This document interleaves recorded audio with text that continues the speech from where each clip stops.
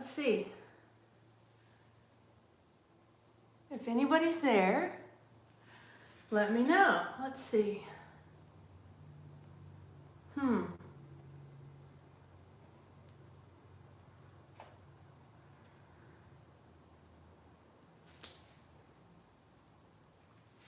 Hey everybody. Let me know you're here in the comments. Let's see. I think I have this set to go. All right, is anybody out there? I see there's a couple people. Oh, there's somebody making a comment. Lori, you have any kitchen sessions in the works? Hello, Lori. Good morning. It is a beautiful day here. It is cold, but I'm getting a little warmed up. You know, I want to say no, we don't have any kitchen sessions in the works yet. Ken from Chicago, hey, good morning. I bet it's cold up there with y'all. Jason, hey.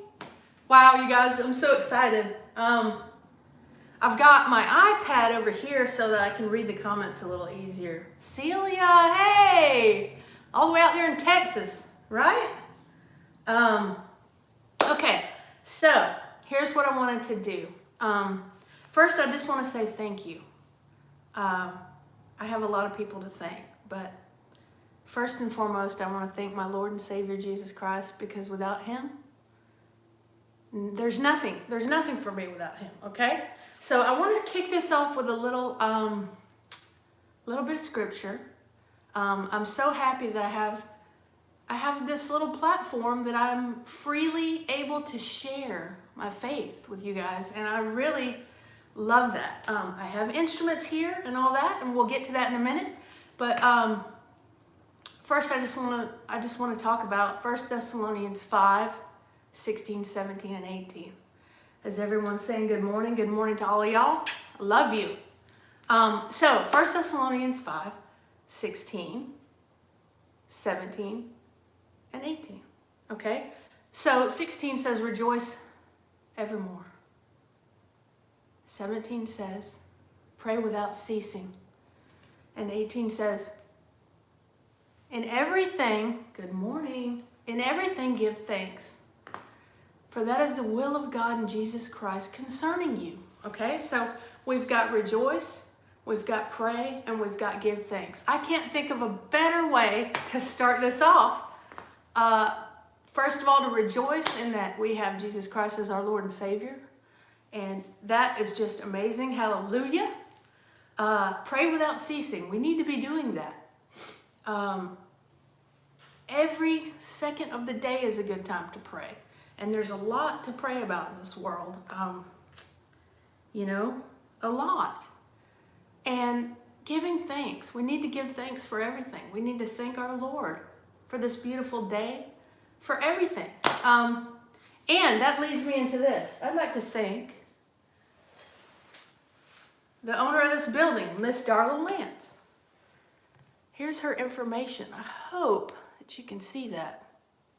So I'm at the Music to My Ears music shop in Murphy, North Carolina. And without Darla, this wouldn't be possible at all. So thank you very much. I really appreciate it. Let's see what we've got here. Let's see, who else do I need to say hey to? Catherine, Tanya from Missouri, hello. And Johnny, hey Johnny, how you doing, buddy? Johnny here is the maker of these beautiful banjo bridges, okay? This is the Noah's Ark bridge right here. It's all cherry. You should check him out. I need to put your email in there, Johnny. But if you're interested in banjo bridge, he will make you a very nice one. The one that I have here is all cherry, and it is, correct me if I'm wrong here, Johnny, but it is crow spaced, which means it is a tighter spacing than normal. And I really like that. Johnny is really the first person that introduced me in that. Hey, Dennis and Melissa, how you doing? But Johnny introduced me to that tighter spacing, and I love it. I'm sold on it. I won't go back to regular. especially for the 2-finger thumb leads. That was, but especially for that 2-finger spacing, it's really nice. Okay, I think I'm caught up on the comments. So what I'm going to do first is just play a little. Let me make sure my tuning isn't wonky because it's cold.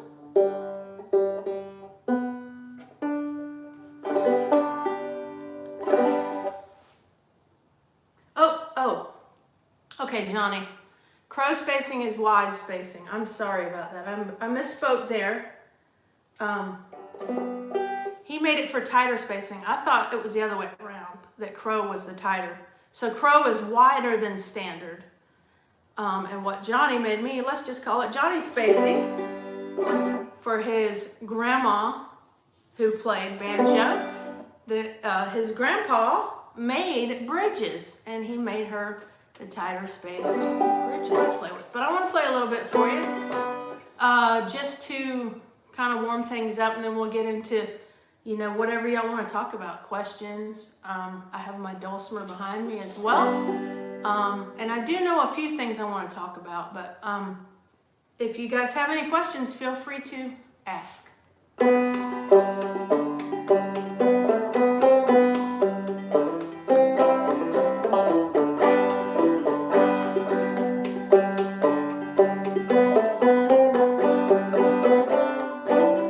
I lost my song because I'm looking at the... Okay. I have a delay. That is weird.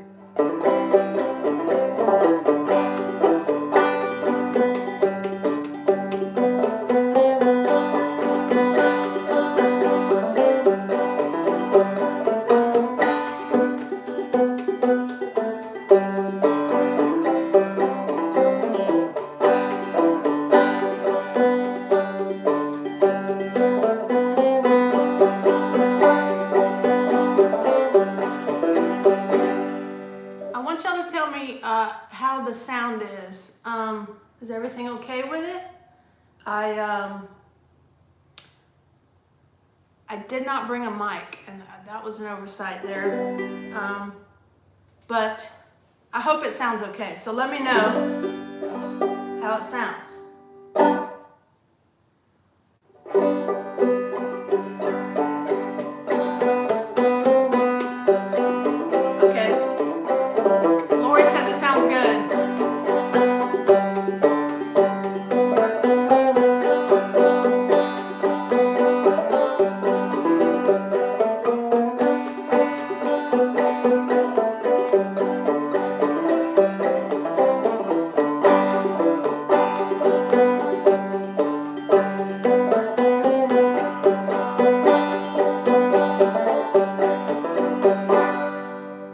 Hallelujah. Everybody saying it sounds okay?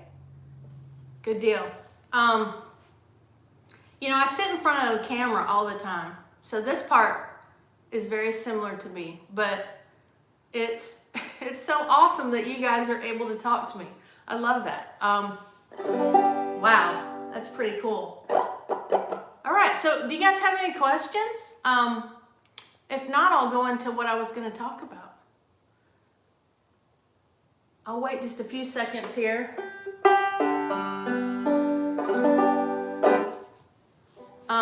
Darla has a really cool setup back here, and she's actually got a booth to record people.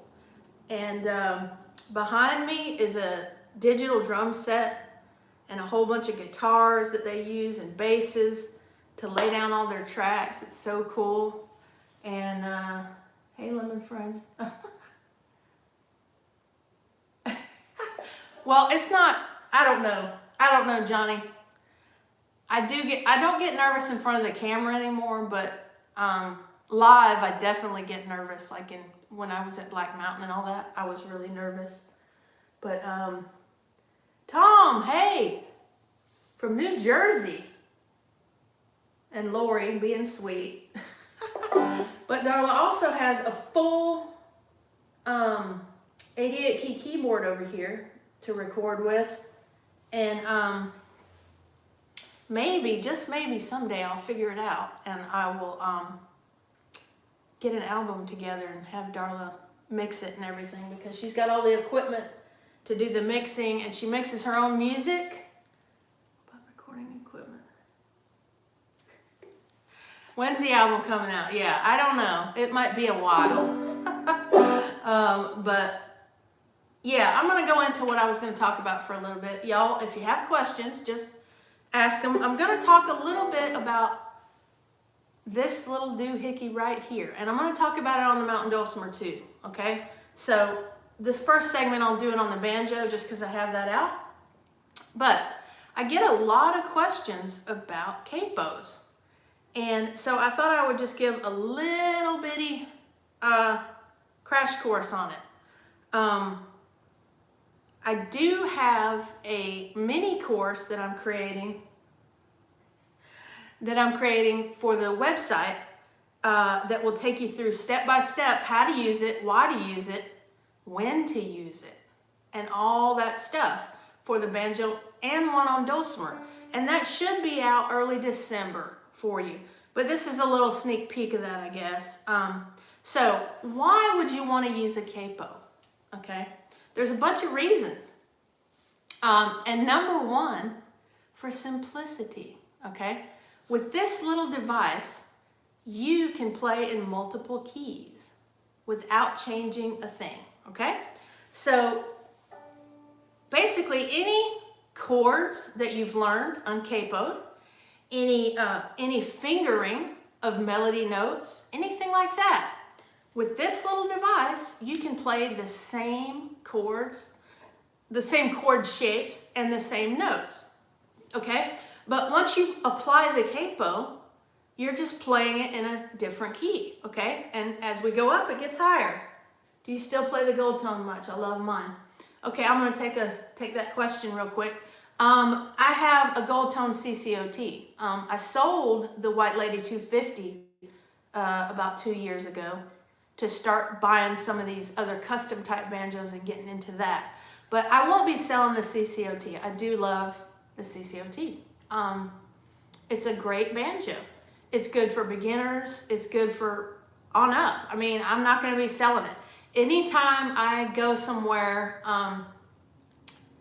where I'm not going to be as careful with this, and Darla, I know if you're watching this, you're laughing like crazy right now, but anywhere where I'm not going to take this, I'll take that, and won't have to really worry about it. So it's definitely a good banjo. So okay, back to the capo. When we apply the capo, we just go up in key, okay? But there's a lot of different reasons to do that. And the first was simplicity, okay? So the second would be playing with other instruments, okay? Other instruments are suited better to different keys. Like we on the banjo are in D, are in G, in our standard G tuning, and on the dulcimer in our standard DAD tuning, we're in the key of D, okay? So when we want to play with other instruments, we have to consider that, okay? So for instance, a fiddle. Both the banjo and the dulcimer will play with a fiddle a lot, very commonly. So we need to be in the key of A for that, or D. They'll play in A or D. So that's another reason, okay? Other instruments, mandolins play in A, you know, so to play with other instruments, okay? What's another reason? Darla's laughing at me. It's an inside joke, but everything's okay. But so to play with other instruments. Another reason we'd use a capo is to sing, okay? So we might not feel comfortable singing in whatever key we're tuned to. I'm gonna ask that question. I'll answer that question in a second, Mutt and Jeff. But so when we sing, we might want to sing in a different key, okay? So capo will help you out there. And finally, there's another reason, okay? And that is just the key that the song was originally written in. You know, when someone composes a song, they want it to sound a specific way. So they will write it in a specific key, okay? And so there's a whole bunch of reasons why you might want to use one of these, okay? But really for me, number one is the best one because it makes it so much simpler, okay? So I just played I'll Fly Away in G. And what I'm gonna do here is I'm gonna put the capo at the 2nd fret, and then I'm gonna tune my 5th string up to A. And that'll put me in the key of A. And I'll play I'll Fly Away in the key of A for you. And one thing you want to do when you apply a capo is you want to always check your tuning, okay? If you have spikes or something like that, or a 5th string capo, of course use that, but you still want to quickly check your tuning with a capo because small little things can happen. The nut height and things like that can affect things when you're pressing down with a capo. So just check to make sure before you start playing. So now I'll play it in A.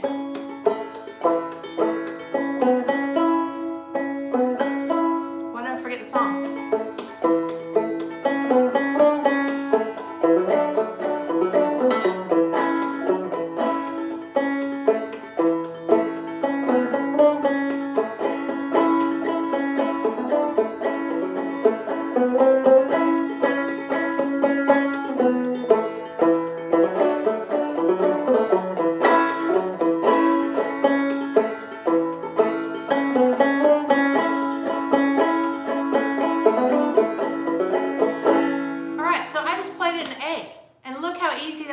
Except for like my mind went blank for a second there, but you see how easy that was for me to get an A, okay? And I can just go up the neck here and do the same thing in any key I want to be in.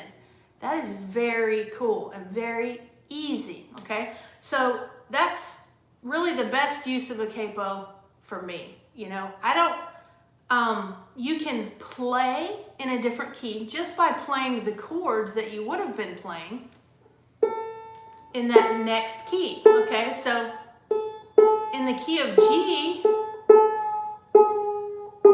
hopefully you know what our common chords are, our 1, 4, 5 chords.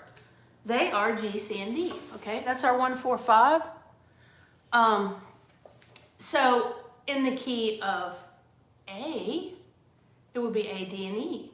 That's our 1, 4, 5 chords. So if we wanted to play any song we'd normally play in G, C, and D, if we wanted to play it in the key of A, our new chords would be A, D, and E. And we could just play it on capo, okay? But if you have the melody and fingering down for it, it would be different also. So that's why playing with a capo can be such a huge and cool thing. Let me answer a couple of questions while I'm getting the Dulcimer out, because we're going to talk about the capo there for a minute too. All right, so Mutton Jeff says, my wife loves your teaching on dulcimers. Thank you.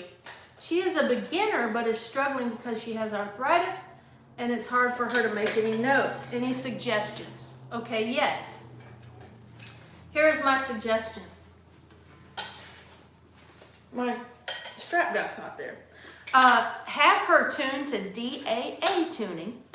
Now, at my website, I have a whole bunch of lessons on DAA, but have her tune to DAA tuning, all right? And then what she can do there is play with a noter or one finger to play any song, the melody to any song, okay? So all she would need to do at that point is strum with something, with the strumming hand, and have her noter, either a piece of wood, like you can even use a pen, but they use a piece of wood or a small piece of metal, or you can just use your thumb if you take your hand and sort of do like that. And you can just note up and down the fretboard any song you want. So that's what I would suggest she try out. Again, I do have a lot of those lessons on my website, and I just use my fingers to go back and forth, but you can use a noter, and that's the traditional way to play a mountain dulcimer. So that's what I think she should do there. Let's see, what's another question Johnny says, what are you making, CD? No, I haven't played a zither banjo. Wow, I don't even know what that is, really. What is that, Johnny? Jason asks, what do you do when you find yourself without an actual capo? What's an alternative? Well, if you don't have a capo, you're going to have to play the chords in whatever key somebody's playing it. Okay, so I wouldn't try to play the melody. I would just try to play along with the chords if someone's playing in another key and you don't have a capo. So if you learn your 1, 4, 5 chords for the common keys, and again, that'll be in my course, all of that stuff. If you'll learn your 1, 4, 5 chords in your common keys, which on banjo, we've got G, A, we've got double C, and then capo double D. So if you'll learn those chords for that on banjo, and then on Dulcimer, E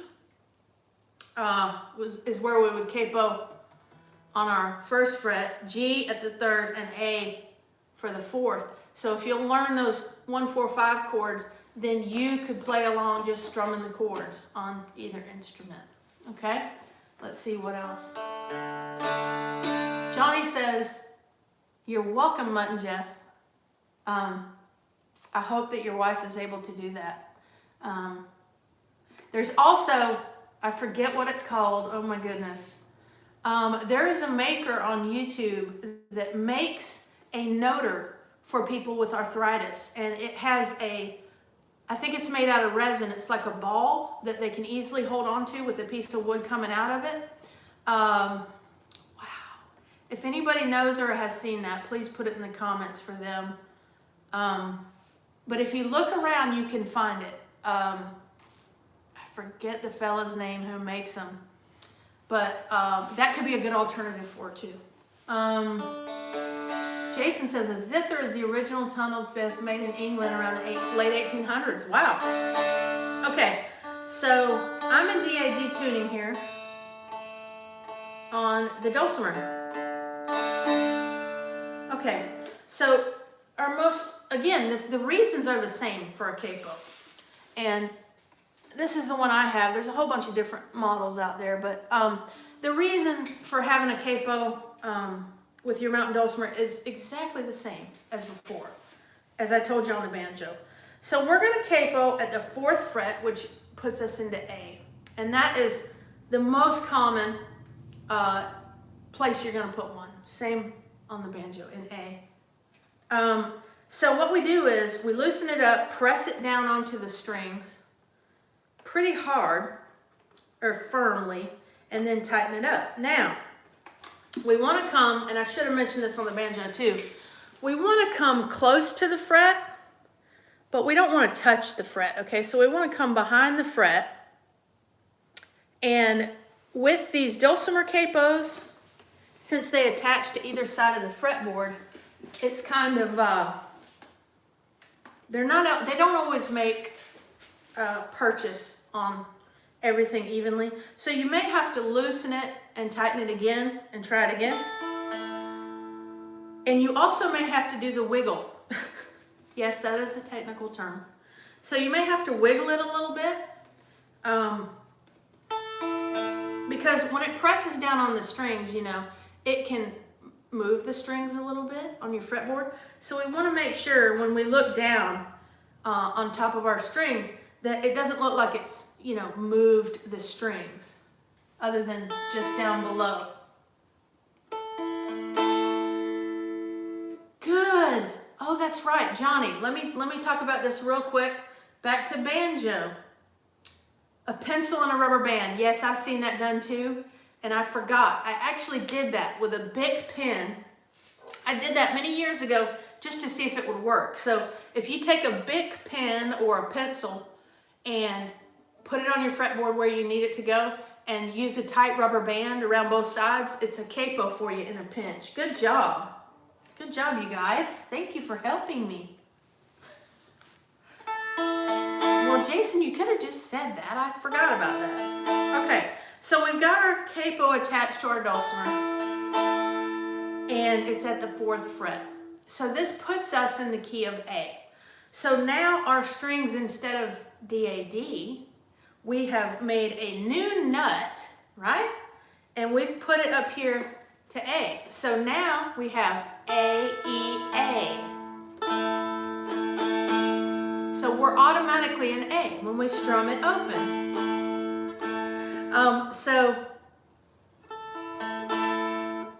As a little side note also, realize that a baritone dulcimer is also tuned to A, E, A, but it's an octave lower than this right here, okay? So it's just in the lower octave. So if you want to play along with a baritone dulcimer, you can do that as well and keep the same fingering and chord shapes. So when I play my D shape down here, my 2nd fret and 3rd fret, my 2nd of the melody and 3rd of the middle, that's my D chord shape, right? For my open, it's just an A chord now, okay? I hope that makes sense to you.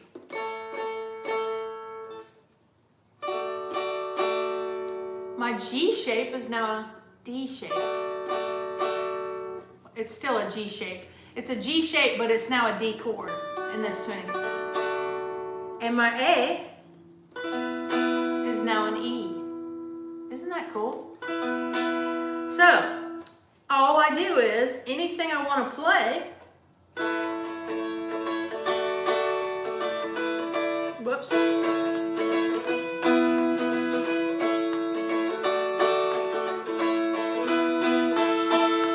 It's weird when I'm tilting it up like this. I'm going to put it back down. But anything I want to play in A, I just play like I would play it in D. So, a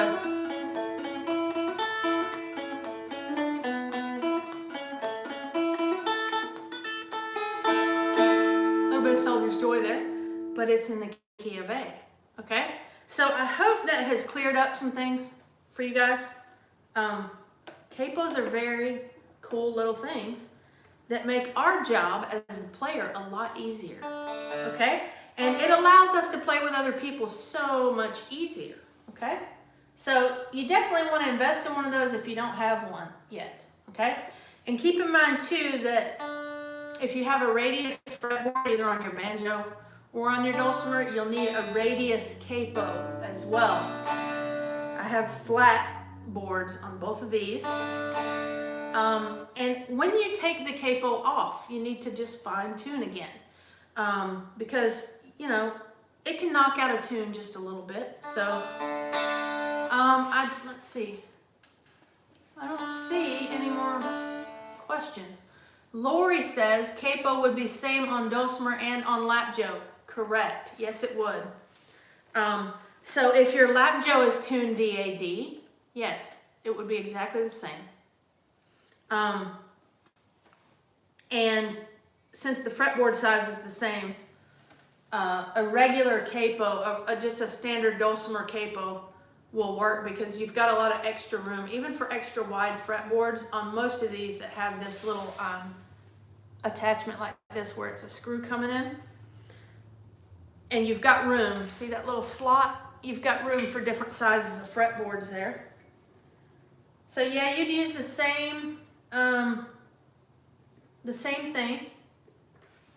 And let me say this too, has nothing to do with a capo, but this has to do with tuning on a mountain dulcimer. Our DAD tuning is a 1-5-1 tuning, okay? Okay, so an AEA, what we were just in, which is what a baritone is tuned to, is also a 1-5-1. A CGC, a GDG, all of those tunings are 1-5-1 tunings, okay? So that means that any fingering you use for any song in those tunings, you can use the same thing, okay, if you're playing by yourself, okay?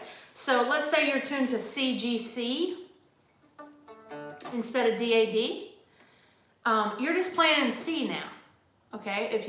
If you're tuned to GDG or AEA, you're just playing in those keys, okay? So you can use the same fingering and same chord shapes, okay? Even though it's not gonna be the same chord as when we're in D.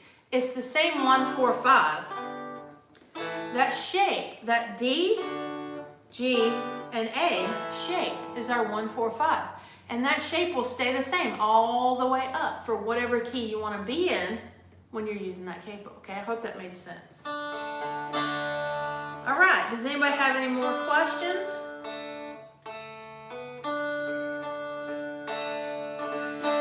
I had a question from Jane on the website the other day, and unfortunately Jane can't be here today. She's doing something more important.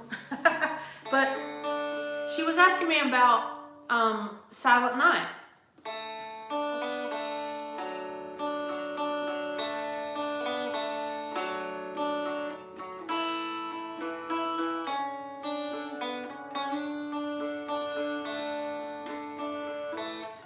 So she was asking me about C-G-C tuning because that is the way I tabbed it out in C-G-C, and that's commonly played in C. But remember, it's a 1-5-1 tuning. So we can play it in D like I just did.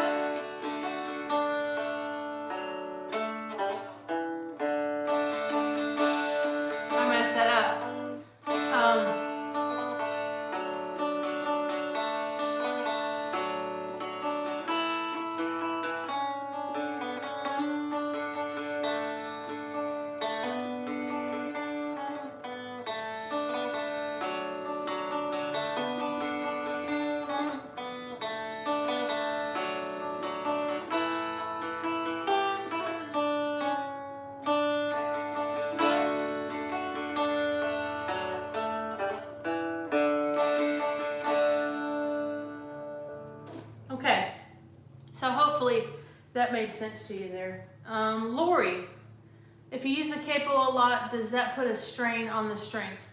You know, I never really thought about that. I'm gonna say no, not more than anything else, because you're constantly pressing down the strings when you normally play.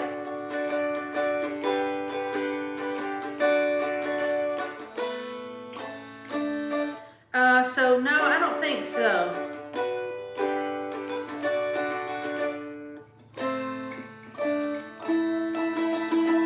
I don't think that would put undue strain on it, no. Or wear it out sooner or anything like that.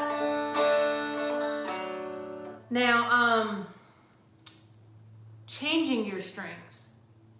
Let's take a second and talk about that. Sorry, I'm parched a little bit. But both on your banjo and your dulcimer, you know, you have oils on your fingers. And if you're playing a lot, you need to change your strings more often. I was just at the Black Mountain Music Festival. All of you probably know that. And I got to see Richard Ash of Folkcraft Instruments changing tons of strings, okay? And these strings were grody, okay? I mean grody. You know, I understand how, you know, you might be afraid to change your strings, but really it is not that difficult. You should be able to do it yourself, okay? Or at least take it up to your local music shop. They can change your strings, okay? Even if they don't use a dulcimer a lot. Paul! Hey, Paul! Paul is in Spain. Everybody say hey to Paul. There's a thunderstorm, okay? But change your strings a little more often. I have videos for Dulcimer and Banjo that show you an easy way to change the strings. And I even have a video for how to change it on a scroll head. It's a little more difficult on a scroll head, but it's not crazy. Okay, Johnny asks, Mandy, do you ever think about putting out paper tab book for learning claw hammer and two finger style? I have. I put out, the first one I put out was for Dulcimer for DAA tuning. But, you know, it's my experience so far that you don't sell a lot of those paper books anymore. Now, when I was at Black Mountain, everybody had books for sale, including me. I had that one. But the main thing with me is just expense, the expense of printing them and keeping the inventory, you know. So me, I just prefer the digital ebook style. That way, if the person wants to, they can print it off and, you know, print their own book off, and really it's their expense. And then also, you know, with a digital download on it, the person gets it instantly. I mean, they pay for it, it emails them the link, they download it, boom. They're looking at it within 5 minutes. So there is advantages for me of doing that. And, you know, shipping, I don't have to deal with shipping or having the inventory, anything like that. Ken asks, Mandy, what are your thoughts about playing with others? Before the pandemic, I joined a local monthly folk jam. It made me focus on preparing before the jams and staying in time during our songs. Okay, well, anybody who's been a student of mine for any length of time knows how I feel about playing with others. It is essential. I mean, it is a must. If you want to be a well-rounded musician, you have to play with other people. Have to, okay? I don't care what instrument they have. You know, if they're playing a flute, it doesn't matter. You need to learn to play with other people, okay? And there's a lot of ways you can do that. It's very beneficial as well. So, yes, a folk jam is great. You'll get a lot of different instruments. And you guys, you know, I cannot tell you how much you can absorb in just one session of playing with another person. You can learn so much, and I don't care what level you're at. When I was at Black Mountain, it was the first time I ever got to sit with another Dulcimer. Ever, okay?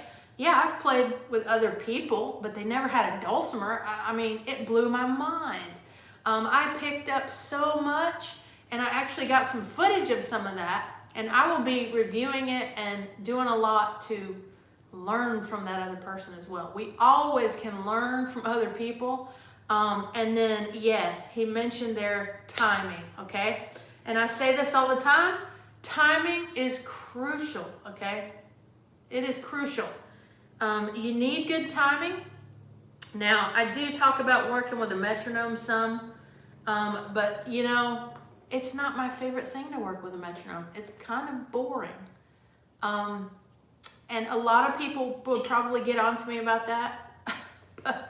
but I would rather play with a drum beat that's got a little more going on, or actually, you know, other people. And ways to do that now, if you can't get out and, you know, play with other people, there's a lot of videos out there that you can play along with, okay? And I don't mean if you play banjo, find a banjo video of somebody playing Cripple Creek, everybody's favorite song, right?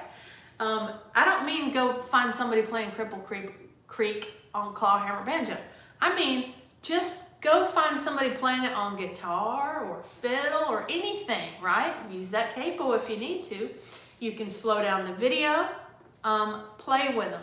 Don't be afraid to show up at a jam session either, okay?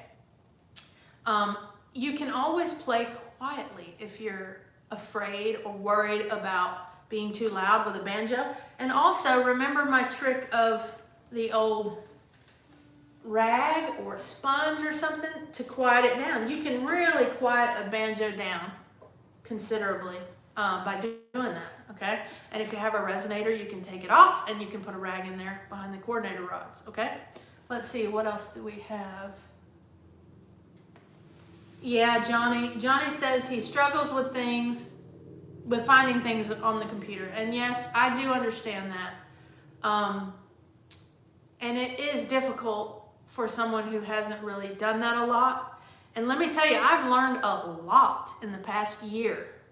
Jason, who's in here in the comments, can attest to that, okay?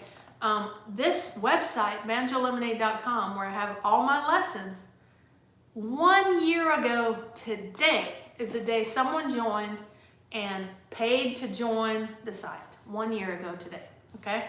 So I don't know everything. Jason can tell you that. But I don't know everything about the way all of it works, but I've learned so much, okay? And part of it was just because, you know, I was able to just kind of jump in and try things. And yes, I screwed some things up, but I also figured out how to do things. And I'm doing a lot of stuff on my own now on the website. So you can learn how to work with a computer and do all that. And yeah, it's kind of a pain to do, but okay, let's see, where are we at? Missy says, if a banjo and dulcimer are playing together, what would a banjo tune to, and would they have to capo?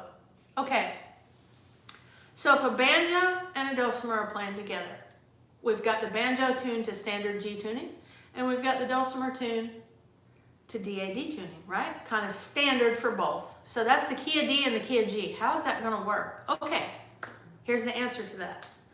One of you can use a capo if you want, okay? Or one can play the chords in the other key. Or both of you can capo, okay? So you can do any number of things here, all right? So on the dulcimer, you can get in G, okay? By being at the 3rd fret. That's G, D, G, okay? So that puts you in the key of G. So when you play that D chord, you're playing a G chord. So you could play with a banjo, especially if you have that 6.5 fret, because then you can make the C chord, all right? So if you don't have that 1.5 fret to make the C chord up here, if you capo it at G, no, I'm incorrect, wait. It would have to be A to get that C chord, and that would be different. Okay, never mind. But you can still make your C at the 6th fret. But if you capo at the 3rd fret on the dulcimer, you're in G.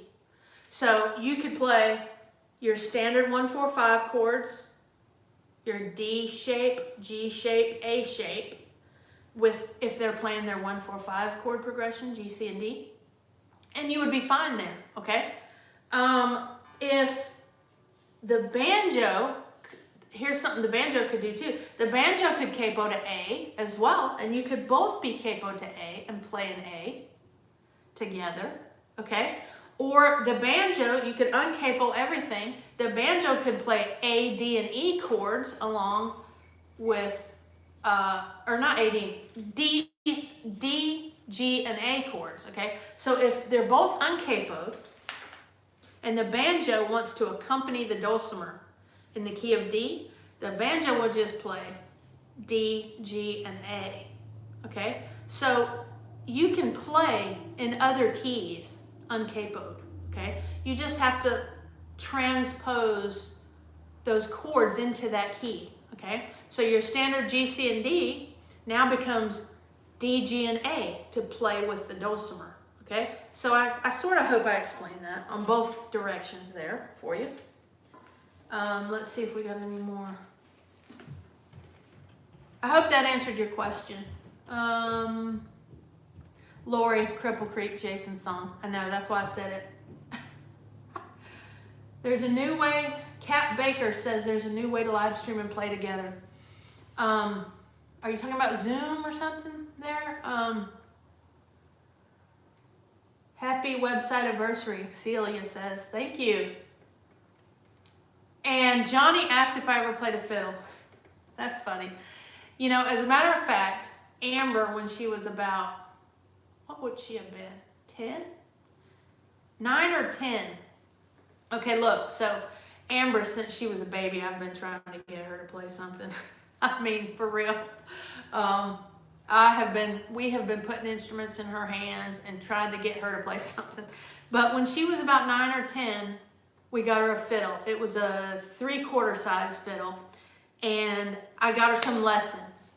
And so we would go to this lady's house nearby and do some lessons. And she probably did that for about 2 to 3 months. But it just didn't take. She wasn't ready yet, okay?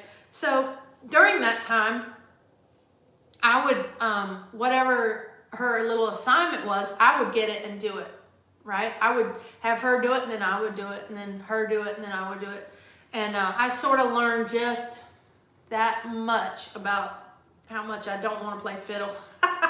How much it's not for me, I should say. But at one point, though, we played Boil and Cabbage Down as a family with Amber on the fiddle and me on the banjo and John on the guitar, and that was just magical. And then she kind of put it down, and we were done with that. Then we did drumming. She thought she wanted to drum some, so we got a drum pad, got her some lessons on that. Nope, that didn't stick either. Guitar, Dulcimer. I tried to get her to play Dulcimer. She won't touch a banjo. She's intimidated by that. But she has found piano, and she absolutely loves it, and she's kind of gifted on it, I think. I mean, she's learning to read music. She'll be the first one in the family to do that, and I'm so proud of her for that, because it's way over my head. I can't understand that stuff. But she's learning to read music and play, and let's see how we run it. You helped me start learning in the beginning on my banjo journey a few years back. I think it was Shady Grove, but I could be mistaken. God bless. Well, thank you. I'm glad. I'm really happy that you're able to take something from what I'm doing. You know, I never really set out to be a teacher. That's a long story, but I never really set out to do that, but I'm glad. I'm really happy that people are able to pick up, you know, what I'm putting out there. Missy, okay, good. Lori, I tried the violin back in the day. Yeah, it's not for me. I love the sound of it, and I love when I get to play with somebody who plays a fiddle, but yeah, it's not for me. That bow thing, woo, no. There's too much going on there for me, okay? Like your right hand or your strumming hand on your banjo and dulcimer, there's so much going on with that right hand and so many little intricacies. It's the same thing with that bow times 10, I think. Catherine, thank you.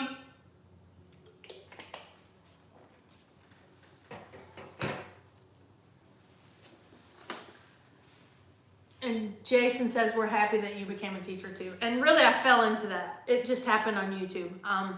You know, just a really quick thing.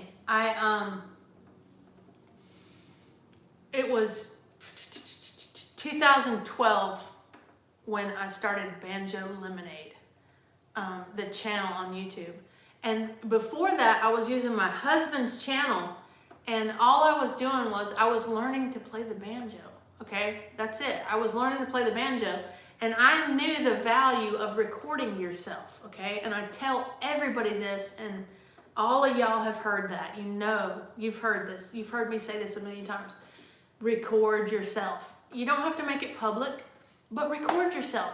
And there's a place that's free to have it and store it that you don't even have to pay for, and that is YouTube. You can keep it unlisted, okay? So record yourself so that you can go back and see how you're doing, all right? And see your progress.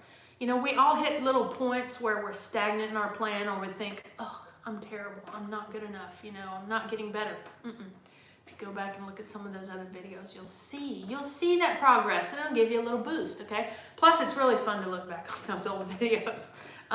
That's a really fun thing.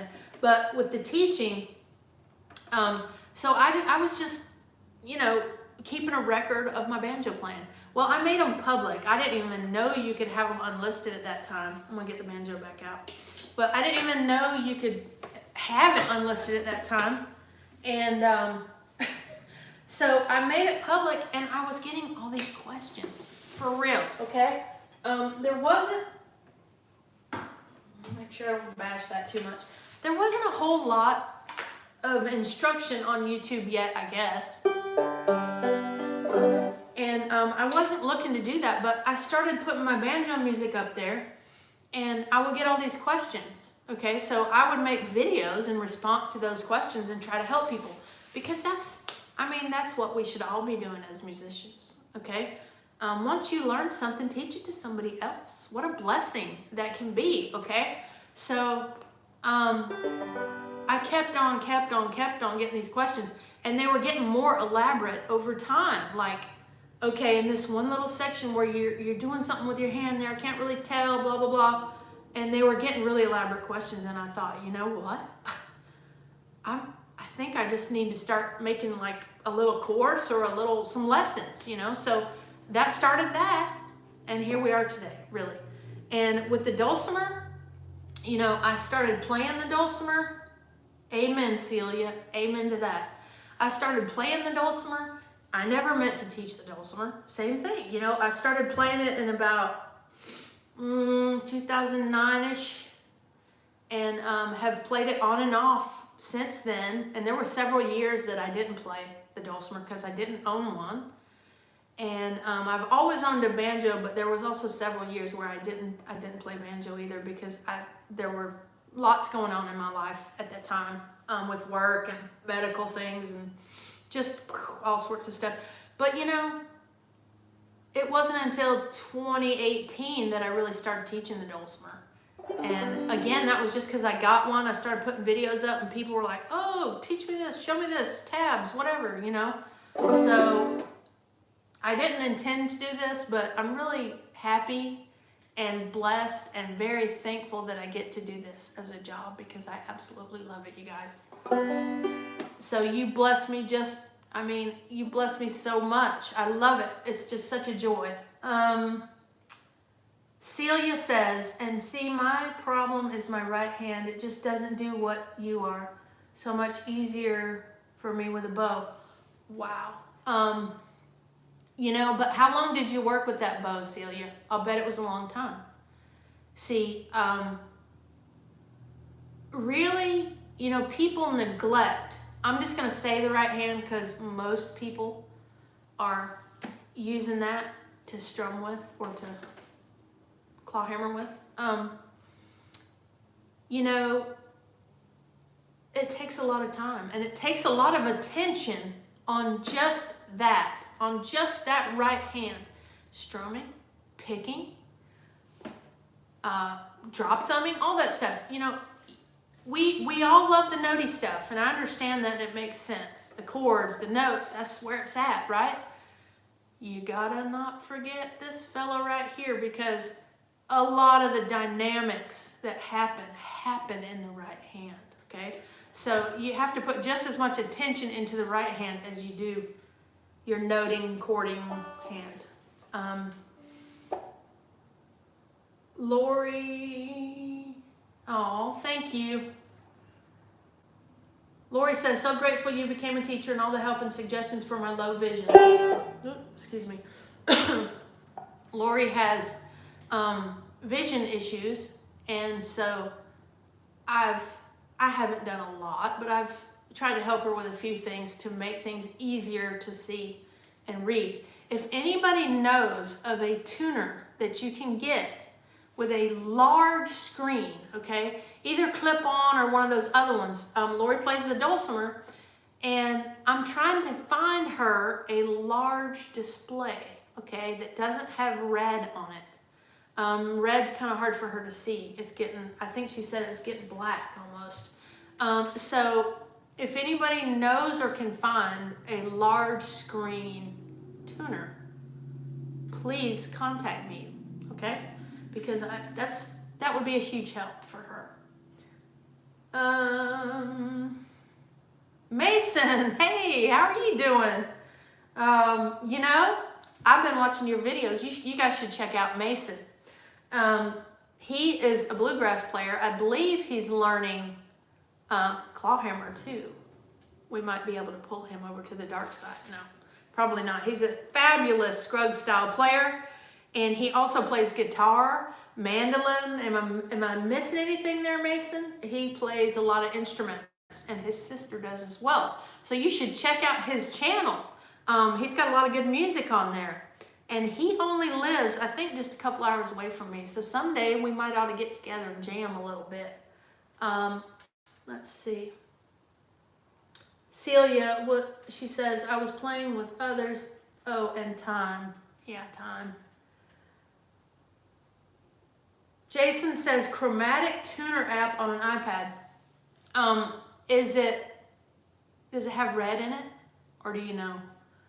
Lori, you might want to check that out, what Jason's talking about there. I'm not sure. If it doesn't have red, then that might be a good help for you. Thank you, Celia. Thank you. Bass. Mason plays bass too. That's awesome. And you know, I play about that much bass, but I love it. It's so fun. And Mason, you know, since you play so many instruments, you might ought to review your instruments, all of them. Do a little review video. People like that, and talk about what you like about it and what you don't, you know. All right, well, what do y'all have any more questions? We're about to the end of our hour here.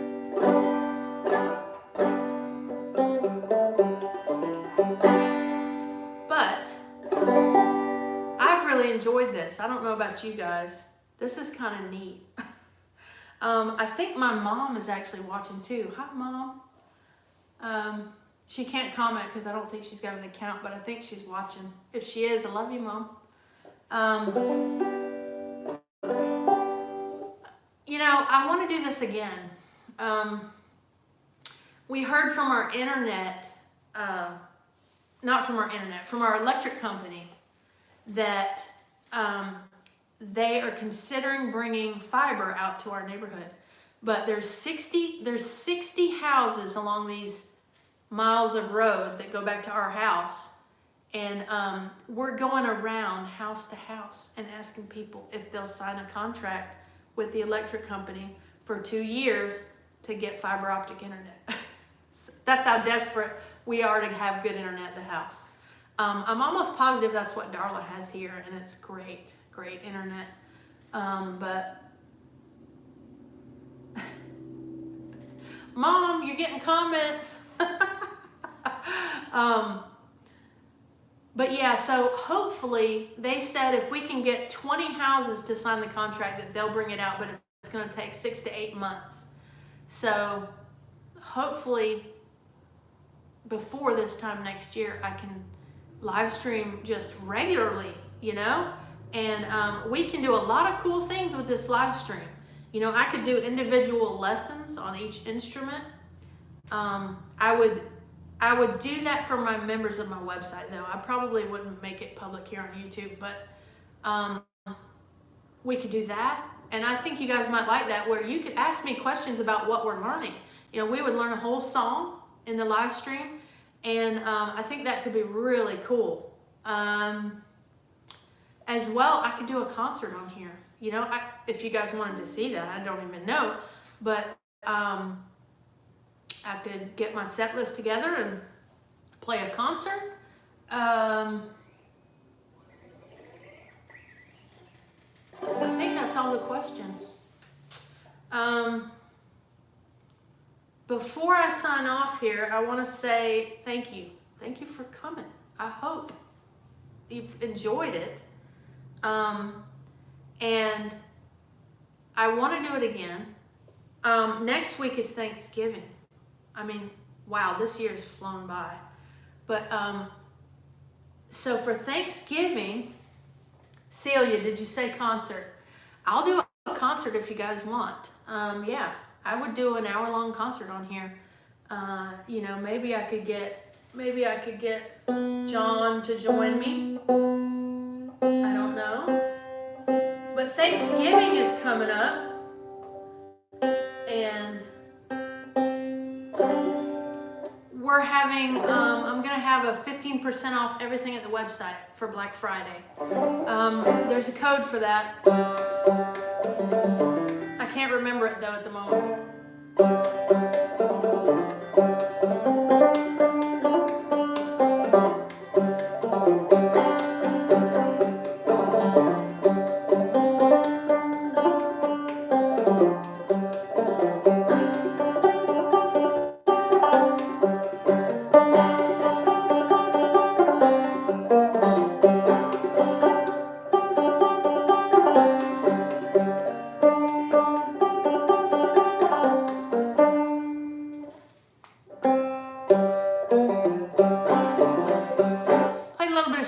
There because Johnny asked for it. And Johnny, this part, I know that's what you're talking about. I'm going to go through that real quick. So, 5-3. So we're doing a hammer on. We're doing the 5th fret and then hammer on at the 3rd, then a 5, then a double pull off. I know that's what you wanted to know.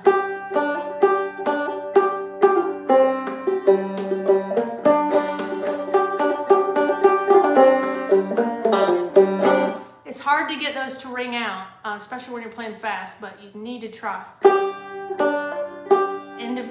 Those individual notes. And that double pull off. Okay, very much enjoy your channel. Oh yeah, Jason gave us the code. Okay, so the Black Friday code is BF2115. So that's 15% off memberships, courses, gift certificates, tab downloads, ebooks, anything you want for Black Friday. Tim says, hey Mandy, very much enjoy your channel. I struggle with claw hammer. I have a tendency to sweep my fingers up on the second ditty stroke. Best wishes from the San Francisco Bay Area. Tim, okay, you're playing here, okay? Your plane of playing is not like this, okay? So if you're doing that, change that. Your plane should be up and out. So up and out, and in and down. Okay, I'm in sawmill there. But, so that should be your plane of travel, I guess you'd say. If you're, it's up and out. So if you're hitting those on the upstroke, you might be doing too much of this vertical plane, and instead of the out and down, up and away, out and down. Okay. Dale Todd, hey, one of my favorites. Thank you. See you next time. Johnny, you playing with me? Awesome. What time is it there? Paul says it's 5:30 p.m. where he's at. It's 11:30 a.m. Paul. So the next time I do this, I may be doing it a little later. I'll have to see what time you can join in, Paul. Gary, very enjoyable. I accidentally bought you right at the beginning of the stream. Accidentally bought me right at the beginning. I don't understand that. Maybe I'm... And Johnny says, dang, you make it look so easy. I'm trying here. Almost got a bit slow. God bless y'all, man, to keep on shining and playing. Okay, with that, I'm going to sign off, you guys. I love you all. Really. Thank you so much for all the support and kind words. I really appreciate it. Until next time, God bless you. Bye-bye. I got to figure out how to turn it off now.